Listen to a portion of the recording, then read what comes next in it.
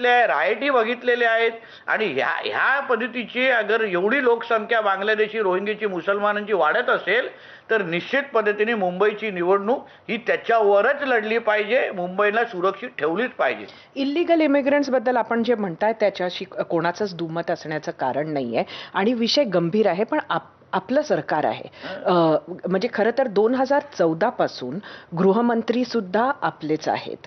आता महाराष्ट्रात सुद्धा आपलंच सरकार आहे. मग हा विषय हाताळण्याची खरी जबाबदारी कोणाची? म्हणजे महापालिकेची नाही. हा विषय खरं तर ही एवढी लोक आपल्या देशात येऊ कशी शकली, ही एवढी लोक तुम्ही 30% म्हणताय, ती जर मुंबईत वसली आहे तर खरं कारवाई तर सरकारनं, तुमच्या सरकारनं करायला हवी. चांगला प्रश्न विचारलात आपण. अगर तुम्ही आमच्या 12 महिन्याचे देवेंद्र फडणवीस साहेबांचं सरकारचं कारकीर्द बघितलं तर त्याच्या अगोदर पण 2.5 वर्ष शिंदे साहेब होते. 2.5 वर्षामध्ये महाविकास आघाडी होती. केंद्रामध्ये अमित शाह साहेब गृहमंत्री आहेत. पण त्या कार्यकाळामध्ये ह्या बांगलादेशीने रोहिंग्यांना परत मुंबई किंवा परत त्यांच्या देशामध्ये डिपोर्ट करण्याची जी संख्या आपण तुम्ही बघा, पहिल्यासारखे राहिलेली नाहीये. ही तर मी तुम्हाला बोलतो 30% ही तर कंट्रोल्ड आहे, नियंत्रण आणलेलं आहे. कारण का त्यांना माहिती आहे की जे सरकारमध्ये बसलेले आहेत ते काय ह्या पद्धतीच्या गोष्टी सहन करणार नाही. आजपर्यंत काय व्हायचं, तुम्ही गोवंडी परिसरात जावा, तुम्ही मानकुड परिसरामध्ये जावा, असे काही भाग आहेत तुम्हाला वाटणारच आहे तुम्ही मुंबईमध्ये, तुम्हाला वाटेल तुम्ही कुठे पाकिस्तानच्या कराचीमध्ये उभे आहात.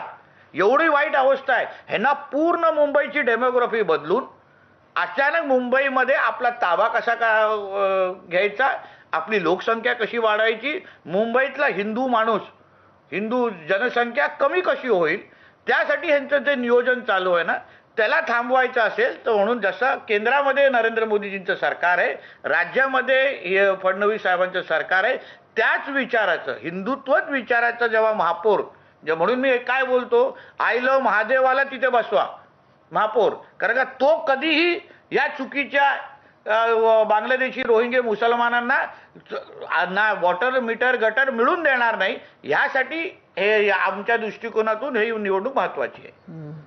नितेशजी, तुम्ही कोकणातून येता. कोकणामध्ये खूप मोठा मुस्लिम समुदाय आहे आणि खरं तर तिथला मुसलमान हिंदूंपासून काही वेगळा असं कसं कळत नाही. हां, आणि असं असताना सुद्धा आपली भूमिका सतत मुस्लिम विरोधी का वाटते? आम्ही जिहादी मुसलमानांच्या विरोधात आहोत सरिताजी.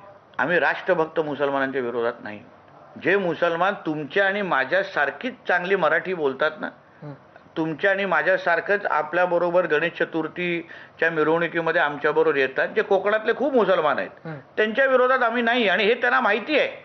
पण ज्या मुसलमानांना आमच्या ह्या देशामध्ये जिहाद करायचं आहे, गजवाय हिंदच्या अंतर्गत आमच्या देशाला इस्लाम राष्ट्र करायचं आहे, आमच्या प्रत्येक सणासुदीला यांना दगडी मारायची आहे, चपला मारायच्या आहेत, पाहिजे तिथे यांना यांच्या मस्जिदी अनधिकृत पद्धतीने उभं करून आपला प्रश्न इथे वाढवायचा आहे ना, जिहाद करणाऱ्या मुसलमानांच्या विरोधात आम्ही आहोत, कडवट पद्धतीने आहोत. आणि त्यांना जोपर्यंत आम्ही आमच्या मुंबईतून साफ करणार नाही तोपर्यंत आम्ही पण स्वस्त बसणार नाही. आणि त्यासाठी आम्हाला या सगळी सत्ता पाहिजे. आणि कोकणातल्या मुसलमानांना चांगल्या पद्धतीने माहिती आहे, नितेश राणे जे बोलतो ते अगर मला लागू होतच नसेल, मी माझ्या देशामध्ये जिहाद करतच नसेल, मी राष्ट्रभक्त अगर मुसलमान असेल तर नितेश राणे माझ्यासाठी बोलतच नाहीये, मला काय फरक पडतो? पण ही जी तुमची भावना आहे ना, ही महाराष्ट्रात पोचत नाही. आणि तुम्ही फक्त हिंदूंचे मंत्री नाही, तुम्ही महाराष्ट्राचे मंत्री आहात.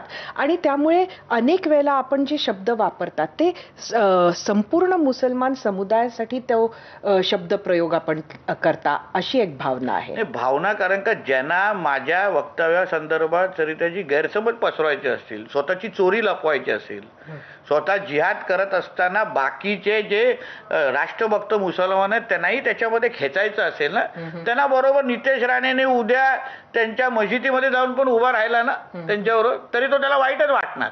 असं तुम्हाला वाटत नाही का की तुम्ही